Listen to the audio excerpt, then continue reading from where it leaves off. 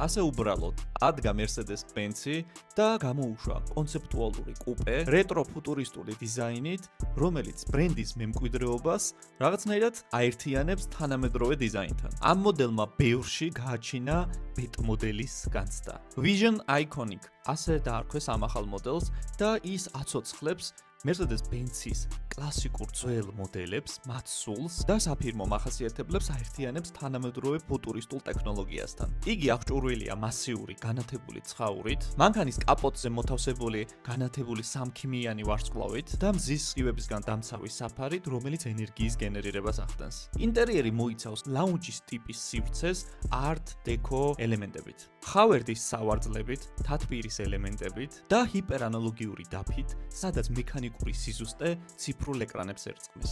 ეს მოდელი მუშაობს ექსპერიმენტული level 4-ის ტიპის ელექტროსისტემაზე ავტონომიური მართვის შესაძლებლობით. მართვა მავთულით და ნეირომორფული გამოთვლებით. Mercedes-ის მხრიდან ეს გამოშვება და ეს ნაბიჯი საერთოდ საკმაოდ გაბედულია, თუმცა ნაკლებ სავარაუდოა, რომ ეს მოდელი სერიულ წარმოებაში ჩაიშვას. თუმცა ცალსახად შეიძლება ითქვას, რომ მისი დიზაინის ენა და ტექნოლოგია მომავალში აუცილებლად გავლენას მოახდენს Mercedes-ის მხრიდან ფლაგმანური მოდელების გამოშვებაზე. დაწერე შენი აზრი კომენტარებში, რამდენად მოგწონს Mercedes-ის ეს მოდელი და საერთოდ რას ფიქრობ ავტოინდუსტრიაში ახლად გამოშვებულ ავტომანქანებზე, რამდენად აგრძელებენ ბრენდები იმ მემკვიდრეობას, რაც ძალიან დიდი ხნის განმავლობაში შეიქმნა.